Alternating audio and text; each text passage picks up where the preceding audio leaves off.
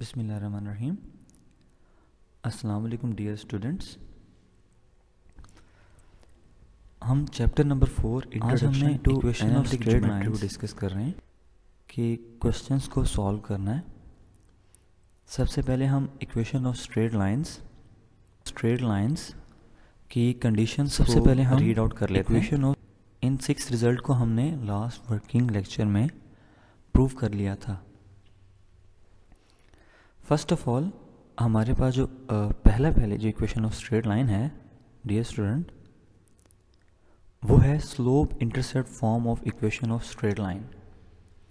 वो हमारे पास रिजल्ट है y is equal to m x plus c. Second point slope form of equation of straight line y minus y one is equal to m into x minus x one. Symmetric form of equation of straight line x minus x1 over cos alpha is equal to y minus y1 over sin alpha is equal to r. 2-point form of equation of straight line y minus y1 over x minus x1 is equal to y2 minus y1 over x2 minus x1. Intercept form of equation of straight line हमारे पास x over a plus y over b is equal to 1.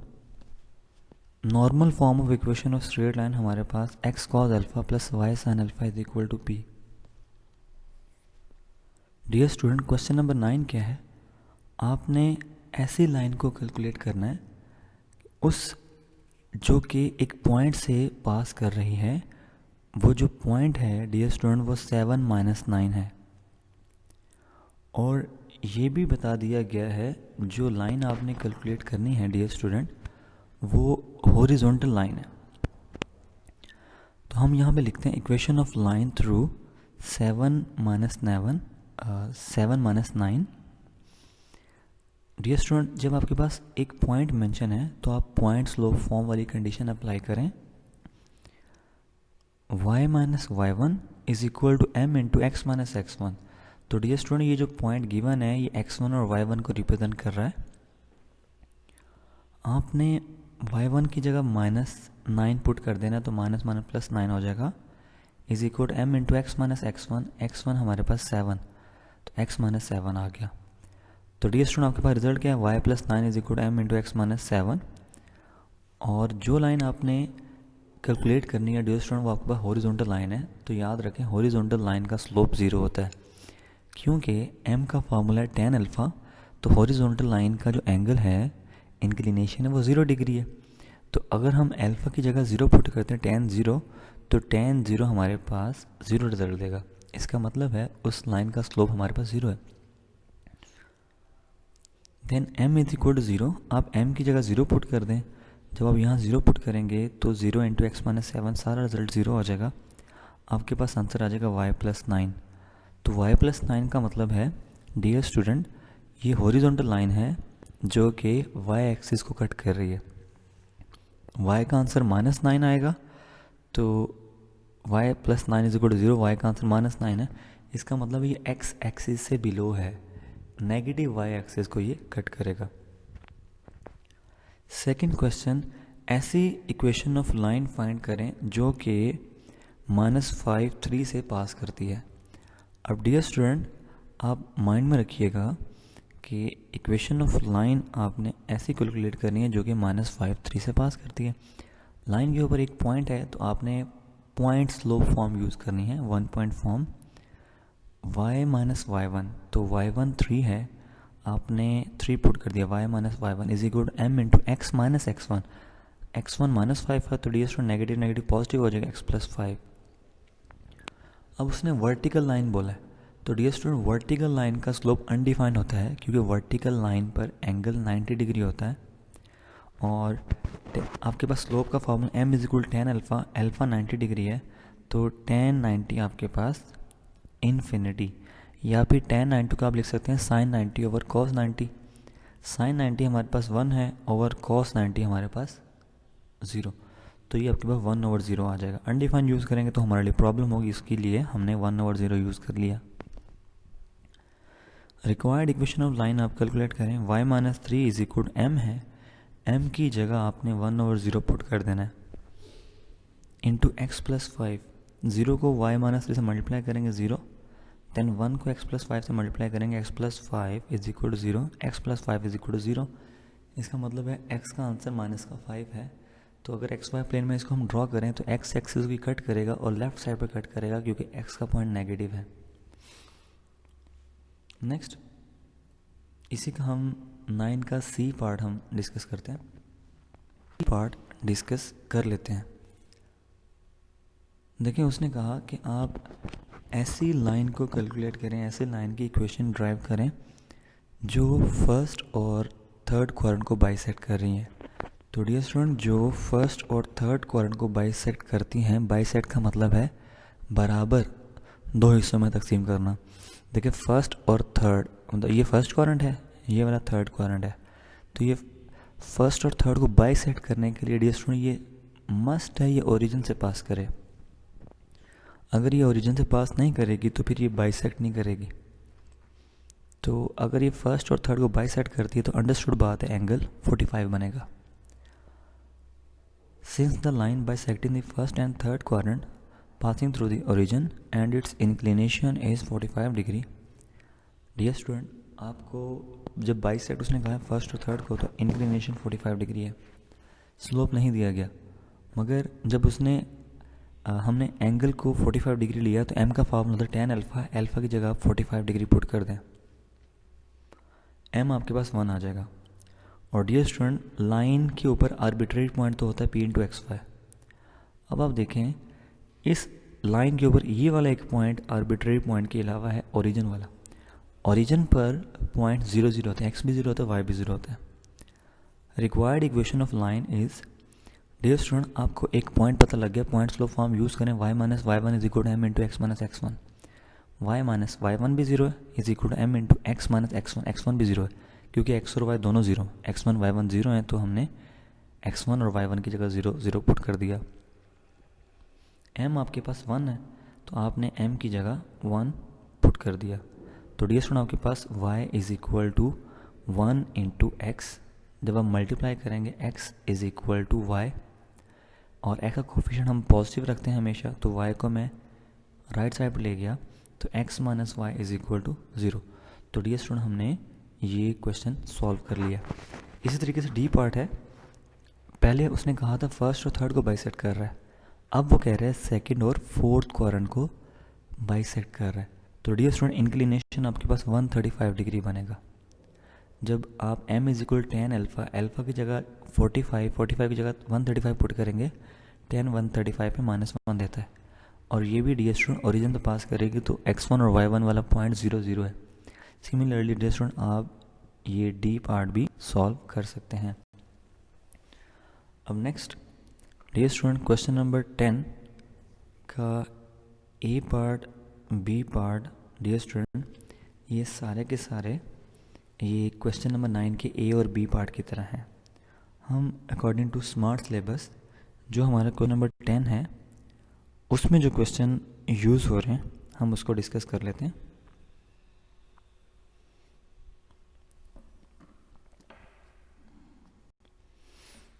Next हम देखते हैं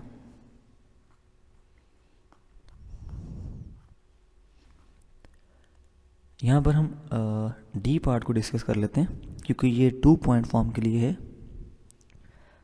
question number 10 का हम D part discuss करते हैं। अब डियर स्टूडेंट देखें equation of line through -5 -3 and 9 -1।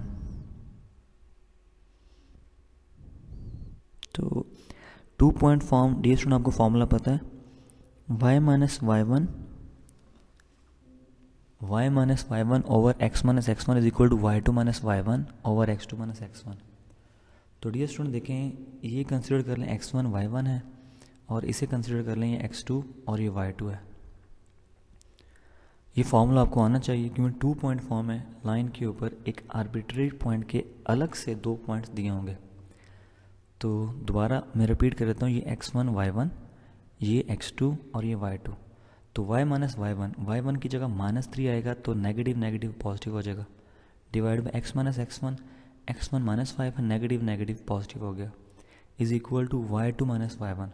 तो डियर स्टूडेंट y2 -1 है, उसमें से माइनस करना है y1, -1 में से माइनस करूँगा -3 तो प्लस हो जाएगा, -1 + 3 डिवाइड बाय x2 - x1, तो 9 में से माइनस करूँगा -5 तो ये +5 हो जाएगा। Dear student left hand side बिल्कुल वैसे ही y + 3 और x + 5, राइट हैंड साइड देखें 3 - 1 ये 2 और 9 + 5 14, 2 और 14 1/7। अब आप इसको क्रॉस मल्टीप्लिकेशन कर लें, 7 को मल्टीप्लाई करें y + 3 से, 7y + 21, और इसी तरीके से x + 5 को मल्टीप्लाई करें 1 से, x + 5। तो डियर स्टूडेंट आपके पास रिजल्ट क्या आया, x, आपने मैंने कहा था x का कोफिशिएंट पॉजिटिव रखना, x + 5 इधर रहने दें, 7y और 21 को उधर ले जाएं, 7y प्लस का था उधर जाके माइनस का 7y, और 21 प्लस का था उधर जाके -21 + 5 -16। तो ये आपने 2 point form of equation of straight line drive की, कि जब आपके पास लाइन के ऊपर 2 पॉइंट्स हों तो इक्वेशन ऑफ स्ट्रेट लाइन कैसे ड्राइव करेंगे। अब डियर स्टूडेंट आपको उसने ई पार्ट में, क्वेश्चन नंबर 10 के ई पार्ट में y इंटरसेप्ट दिया गया है c-7 और स्लोप आपको दिया हुआ है m = -5। तो डियर स्टूडेंट जब आपके पास वो y इंटरसेप्ट की बात करेगा तो आप माइंड में रखिएगा आपने स्लोप इंटरसेप्ट फॉर्म यूज़ करनी, y = mx + c। अगर आप यहाँ पर चेंजिंग भी करना चाहते हैं कि अगर आप y इंटरसेप्ट फॉर्म नहीं यूज़ करना चाहते हैं तो डियर स्टूडेंट आप पॉइंट स्लोप फॉर्म भी यूज़ कर सकते हैं। वो कैसे, आपने जस्ट ये चेंजिंग करनी है कि जहाँ पे y इंटरसेप्ट है, ज़ाहिर बात है y इंटरसेप्ट पे x 0 होगा, तो इस -7 = ऑर्डर पे की फॉर्म में लिख दें 0 - 7। जब आप 0 - 7 लिखेंगे तो एक पॉइंट आपके पास आ जाएगा, तो आपने यहाँ पर पॉइंट स्लोप फॉर्म यूज़ करनी, y - y1 = m × x - x1। तो डियर स्टूडेंट आपने x1 और y1 की वैल्यू पुट करनी है और m की वैल्यू पुट करेंगे तो जो रिज़ल्ट यहाँ पे बन रहा है पॉइंट स्लोप फॉर्म से भी वही बनेगा। तो यहाँ पर y इंटरसेप्ट आपको दिया हुआ है -7, तो y इंटरसेप्ट के लिए स्पेशली उसने c कोऑर्डिनेट यूज़ किया है first equation of straight line slope intercept form में। तो c मैंने मेंशन कर दिया y इंटरसेप्ट को -7, slope m = -5, slope intercept form of equation of straight line y = mx + c। y वैसे आ गया और m की जगह -5, x और c की जगह मैंने -7 पुट कर दिया। हमने कहा था कि x का कोफिशिएंट हम पॉजिटिव रखेंगे, -5x - 7 ये लेफ्ट साइड पे चला जाएगा तो प्लस हो जाएगा, 5x + y + 7 = 0। तो ये हमारे पास इक्वेशन ऑफ स्ट्रेट लाइन आ गई। नेक्स्ट हम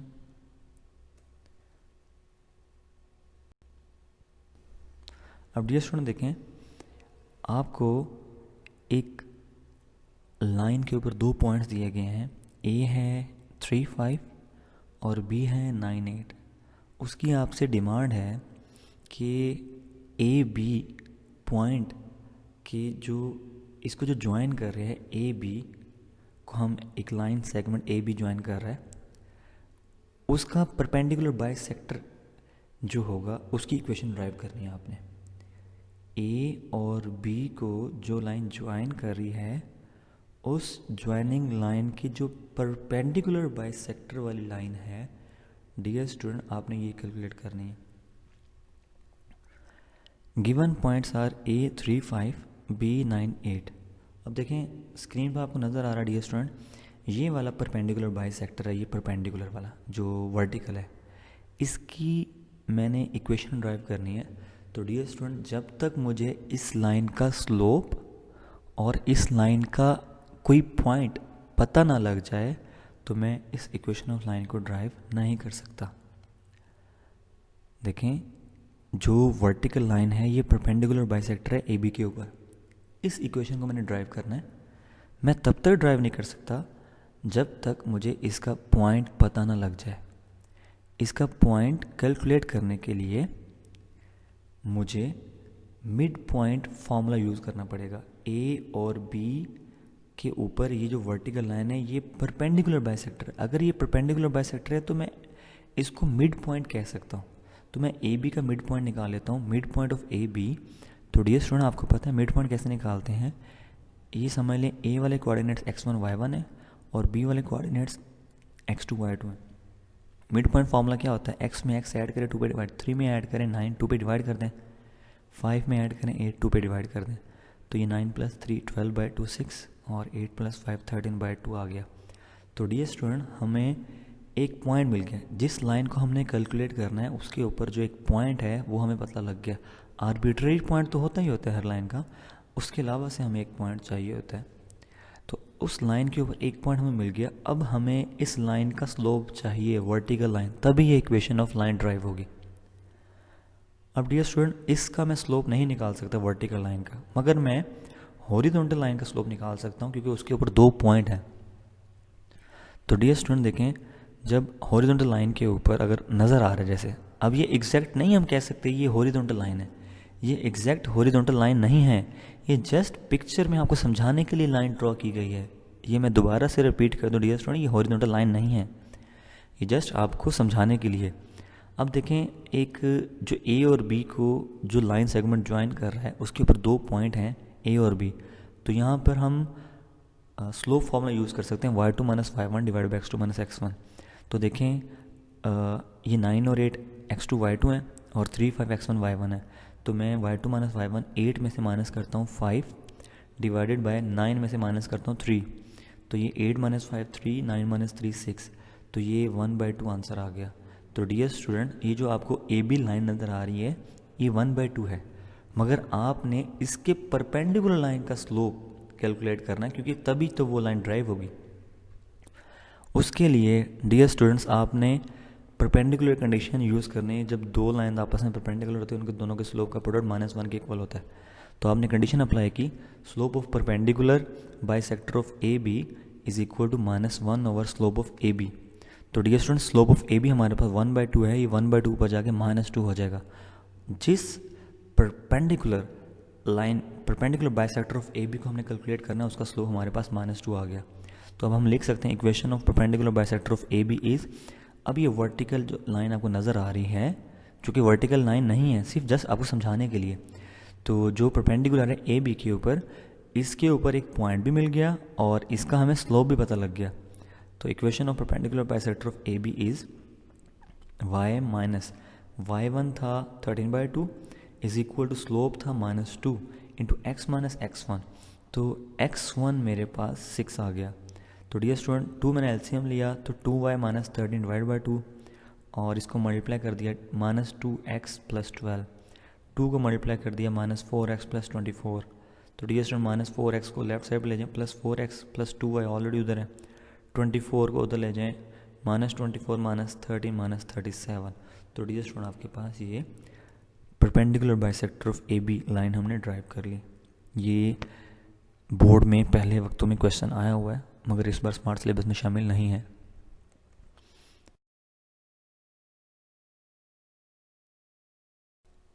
अब देखें क्वेश्चन नंबर 13। डियर स्टूडेंट, आपने इक्वेशन ऑफ लाइन, ऐसी लाइन की इक्वेशन ड्राइव करनी है जो कि इस पॉइंट से पास कर रही है। वो पॉइंट है -4 - 6। तो डियर स्टूडेंट, लाइन के ऊपर अगर एक पॉइंट है तो पॉइंट स्लो फॉर्म यूज़ कर सकते हैं, y - y1 is equal to m into x - x1। तो y1 की जगह -6 पुट किया, +6 हो जाएगा, is equal to m into x - x1। x1 की जगह मैंने -4 पुट किया तो ये +4 हो गया। अब देखें डियर स्टूडेंट, जिस लाइन को आपने कैलकुलेट करना है उसका स्लोप आपके पास नहीं है, मगर इस 13 क्वेश्चन में जो लाइन आपने ड्राइव करनी है उसके परपेंडिकुलर लाइन का स्लोप दे दिया गया। दोबारा मैं रिपीट कर देता हूँ डियर स्टूडेंट, जो लाइन आपने कैलकुलेट करनी है उसके जो परपेंडिकुलर लाइन है उसका स्लोप दे दिया गया है। Since this line is perpendicular to the line having slope is -3/2। जो लाइन आपने कैलकुलेट करनी है उस लाइन के परपेंडिकुलर जो लाइन है उसका स्लोप -3/2 है। तो डियर स्टूडेंट, आप परपेंडिकुलर कंडीशन यूज़ कर लें। जब 2 लाइन्स आपस में परपेंडिकुलर होती है दोनों के स्लोप का प्रोडक्ट -1 के इक्वल होता है। तो मैंने क्या किया, जिस लाइन का स्लोप मैंने कैलकुलेट करना था उसको मैंने यहाँ रख दिया m, और -1 के डिनोमिनेटर में मैंने गिवन जो स्लोप है उसको डिवाइड कर दिया -3/2। अगर -3/2 ऊपर चला जाएगा तो ये 2/3 हो जाएगा और नेगेटिव से नेगेटिव कट जाएगा। -3/2 जिस लाइन को हमने कैलकुलेट करना है उसके परपेंडिकुलर लाइन का स्लोप -3/2 है, मगर जो लाइन हमने कैलकुलेट करनी है उसका स्लोप 2/3 आ गया। देन आप इस रिक्वायर्ड इक्वेशन ऑफ लाइन में दोबारा पुट कर दें m की जगह 2/3, तो रिजल्ट आ जाएगा y + 6 = 2/3 इंटू x + 4। 3 को मल्टीप्लाई करें 3y प्लस ये 18 हो जाएगा, और 2 को अंदर मल्टीप्लाई करें 2x + 8। तो 2x हमने x का कोफिशिएंट पॉजिटिव रखना है, और 3y उधर सब्ट्रैक्ट हो जाएगा, 2x - 3y, और 18 भी उधर जाके सब्ट्रैक्ट हो जाएगा, 8 - 18 - 10। तो ये रिक्वायर्ड इक्वेशन ऑफ लाइन आ गई। नेक्स्ट हम क्वेश्चन नंबर 15 को डिस्कस करते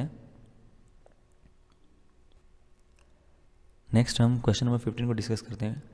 तो बेटा आपके पास गिवन वर्टिसेस हैं एक ट्राइंगल के, A है -1 2, B है 6 3 एंड C है 2 - 4। तो डियर स्टूडेंट्स, इस क्वेश्चन में वो आपसे ये कह रहा है कि आपके पास ट्राइंगल के 3 वर्टिसेस हैं। फिर वो क्वेश्चन में ये मेंशन करता है कि AB का जो मिड पॉइंट है वो D है, और जो AC का मिड पॉइंट है वो E है। तो डियर स्टूडेंट, आपने क्या प्रूव करना है? इस क्वेश्चन में 2 बातें प्रूव करनी है। DE जो है वो BC के पैरेलल है, एक बात ये प्रूव करनी है, और दूसरी बात जो DE है वो BC का हाफ है। मैं दोबारा रिपीट बेटा कर देता हूँ। इस क्वेश्चन में आपने 2 बातें प्रूव करनी है। जो स्क्रीन पर आपको DE नज़र आ रहा है वो BC के पैरेलल शो करवाना है, और DE को BC का हाफ शो करवाना है। पिक्चर में तो नज़र आ रहा है, मगर आपने उसको मैथमेटिकली प्रूव करके दिखाना है। उसने खुद से कहा AB का मिड पॉइंट D है, तो आपने लिखा mid point of AB = D। Mid point कैसे निकालते हैं? x में x ऐड करें 2 पे डिवाइड, और y में y ऐड करें 2 पे डिवाइड। -1 में ऐड किया 6 2 पे डिवाइड कर दें, और 2 में ऐड करें 3 2 पे डिवाइड करें। ये -1 + 6 5/2, और ये 2 + 3 5 हो जाएगा, डिनोमिनेटर में 2 5/2। इसी तरीके से आपने AC का मिड निकाल लेना है। AC का मिड है E, mid point of AC = E। तो डियर स्टूडेंट, -1 में ऐड करें 2 2 पे डिवाइड, और 2 में ऐड करें -4 2 पे डिवाइड। तो ये 2 - 1 ये 1 हो जाएगा, डिनोमिनेटर में 2, और 2 - 4 -2/2 माइनस का 1। तो डियर स्टूडेंट, आपने AB और AC का मिड पॉइंट निकाल लिया, जो कि D और E हैं रिस्पेक्टिवली। नेक्स्ट हम क्या कर रहे हैं? हम D से लेकर E तक का डिस्टेंस कैलकुलेट कर लेते हैं। तो डियर स्टूडेंट, इसमें आपने डिस्टेंस फार्मूला अप्लाई करना है। तो आपको पता है डिस्टेंस फार्मूला क्या है? स्क्वायर रूट के अंदर x2 - x1 whole square plus y2 - y1 whole square. तो डियर स्टूडेंट, D के पॉइंट्स माइंड में रखिएगा x1 y1, और E के पॉइंट्स माइंड में रखिएगा जो कोऑर्डिनेट्स हैं वो x2 y2 हैं। तो डियर स्टूडेंट देखें, ये D और ये E है, तो हमें x2 में से x1 निकालना है। 1/2 में से 5/2 माइनस करूँगा और उसका स्क्वायर ले लूँगा, और फिर मैंने y2 में से y1 निकालना है। -1 में से 5/2 निकाल दूंगा, -1 - 5/2 होल स्क्वायर। देन इसका एलसीएम लें, 2 एलसीएम है तो 1 - 5, तो ये -4/2 होल स्क्वायर, और 2 एलसीएम लें तो ये -2 - 5 - 7/2 होल स्क्वायर। तो डियर स्टूडेंट्स, तो 2 और 4 कट जाएगा, -2 का स्क्वायर आपके पास 4, और -7/2 का स्क्वायर 49/4। तो डियर स्टूडेंट्स, 4 आपके पास एलसीएम आ गया, तो ये 16 + 49, 49 + 16 65 ओवर 4 स्क्वायर रूट के अंदर है। 4 का स्क्वायर रूट 2 आपके पास आ गया, तो स्क्वायर रूट 65/2। अच्छा डियर स्टूडेंट, DE आपने कैलकुलेट कर लिया। इसी तरीके से BC कैलकुलेट करें। तो माइंड में रखिएगा B वाले जो कोऑर्डिनेट्स हैं वो x1 y1 हैं, और C वाले जो कोऑर्डिनेट्स हैं वो x2 y2 हैं। तो डिस्टेंस फार्मूला यहाँ पे अप्लाई करेंगे। फार्मूला आपको पता है, स्क्वायर रूट के अंदर x2 - x1 whole square plus y2 - y1 whole square. तो डियर स्टूडेंट देखें, आपने x2 में से x1 निकालना है, तो 2 में से 6 माइनस करें और होल स्क्वायर ले लें, प्लस फिर y2 में से y1 निकालें, -4 में से 3 निकालते हैं, -4 - 3 का स्क्वायर। 2 - 6 आपके पास -4 का स्क्वायर 16, -4 - 3 -7 का स्क्वायर 49, 49 + 16 ये स्क्वायर रूट 65। मैं अगेन इस DE को वापस लेके आ रहा हूँ। तो डियर स्टूडेंट, DE जो था वो 65 स्क्वायर रूट ओवर 2 के इक्वल था, तो मैंने दोबारा लिखा, और मैंने देखा कि BC की जो रिज़ल्ट है वो 65 स्क्वायर रूट है, तो DE वैसे रहने दिया। इस 65 स्क्वायर रूट की जगह मैंने BC लिख दिया और डिवाइड बाय 2। तो इसका मतलब है हमने DE को BC का हाफ शो कर दिया। मतलब अगर मैं 2 को DE के साथ मल्टीप्लाई करूं, वो 1 BC के इक्वल, मीन अगर 2 टाइम DE जाके मिलेगा वो BC के इक्वल होगा। तो हमने यही प्रूव करना था, DE जो है वो BC के हाफ है। और दूसरी बात उसने कहा था कि DE को BC के पैरेलल शो करवाएं। तो डियर स्टूडेंट, वन टाइम आप स्लोप ऑफ BC निकाल लें, वन टाइम आप स्लोप ऑफ DE निकाल लें। आपने देखा था पैरेलल लाइन में स्लोप्स इक्वल होते हैं। तो अब आप देखें स्लोप ऑफ BC, आपको स्लोप का फॉर्मूला पता है y2 minus y1 divide by x2 minus x1। तो BC डियर स्टूडेंट -4 में से माइनस करें 3 डिवाइडेड बाय 2 में से माइनस करें 6, तो ये -7 बाय -4, नेगेटिव नेगेटिव कट गया तो ये 7 बाय 4 आ गया। इसी तरीके से स्लोप ऑफ DE, तो डियर स्टूडेंट आपके पास क्या होता है कि आपने y2 minus y1 divide by x2 minus x1, तो D यहाँ है, ये E है, तो y2 माइनस y1 -1 में से माइनस करेंगे 5/2। तो डियर स्टूडेंट ये एक यहाँ पर मैं पेन से लिख देता हूँ, यहाँ पर नेगेटिव आएगा, यहाँ पर क्या रिजल्ट आएगा नेगेटिव, माइनस ये माइनस का 1 है, -1 में से आप माइनस करेंगे -5/2 डिवाइड बाय 1/2 में से माइनस करेंगे 5/2। तो डियर स्टूडेंट ऊपर 2 LCM है तो -2 -5 -7/2 आ जाएगा, और डिनोमिनेटर में 2 LCM है 1 -5 -4/2 आ जाएगा। तो 2 से 2 कट गया, नेगेटिव से नेगेटिव कट गया, तो ये आपके पास 7/4 आंसर आ गया। तो इस तरीके से dear student slope of BC भी 7/4 है और स्लोप ऑफ DE भी 7/4 है। तो hence BC is parallel to DE। तो डियर स्टूडेंट इस तरीके से आपने क्वेश्चन नंबर 15 भी प्रूव कर लिया है।